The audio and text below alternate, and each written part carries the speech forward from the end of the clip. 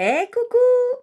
Encore moi, Caroline Lavre de Paix, dans les Alpes de Haute-Provence. Alors, je viens ce matin pour parler de quelque chose de fondamental dans ce monde de l'illusion de cette incarnation. On oublie souvent que nous ne sommes pas faits que de matière, que de ce corps de chair. Et souvent, nous sommes coupés déjà simplement de ce corps de chair à travers nos sens. Alors, je vous invite à vous ouvrir à cette conscience, c'est de développer un maximum tous vos sens, que ça soit la vue, l'odorat, le toucher, l'audition, le goût, etc., qui sont reliés, bien sûr, aux éléments de la nature et aux forces énergétiques des 4 éléments, feu, air, eau, terre, et tout ce principe, on le retrouve dans une autre forme en médecine chinoise, déjà pour vivre cette incarnation dans votre corps de chair et d'être dans votre présence, présent, en sentant votre corps. Ensuite, c'est d'aller sentir les choses du quotidien. Quand vous mangez, prenez conscience d'être dans votre présent en mangeant, en prenant le temps de savourer, de vous poser pour faire cette action, de vous nourrir et de vous donner de l'énergie pour vivre. Vous pouvez aussi, à travers votre travail, à travers une communication, une écoute, d'être dans la présence, conscient dans ce corps de chair. Déjà, vivre l'incarnation complètement. Ensuite, le deuxième souci, c'est que souvent, et c'est la démarche de notre développement personnel, c'est de capter notre âme et qu'elle puisse s'incarner complètement dans notre corps de chair.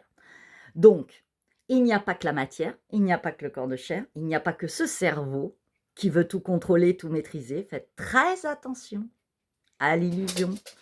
Il nous sert, oui, mais il peut nous desservir et nous mettre en retrait de notre éveil spirituel.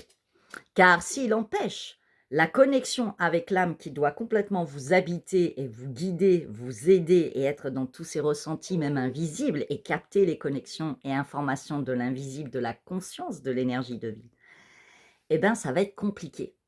Donc, essayez de lâcher prise, d'être en dehors de tout manifeste de contrôle qu'avec le mental et l'intelligence, et de vous ouvrir à plus d'expansion, plus d'ouverture, à vous connecter à votre voix, à votre guide intérieur, à ces ressentis aussi avec le cœur qui sont la base même, où l'âme s'intègre.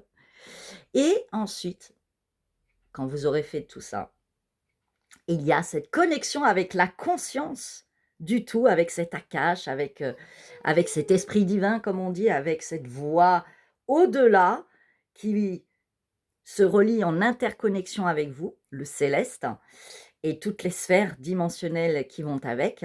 Et donc, d'essayer d'aligner tout ça, de progressivement pénétrer cette nouvelle réalité, ce nouveau monde, pour pouvoir avoir toutes les connexions, votre corps de chair, votre cerveau, votre âme, et cette conscience universelle, cette création, ce créateur, cet esprit divin en vous.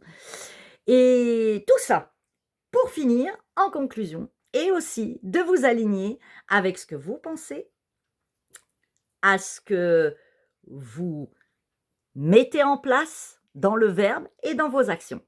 Voilà. Eh bien, écoutez, avec tout ça, on peut continuer à avancer. Je vous aime et restez bien centrés et ancrés.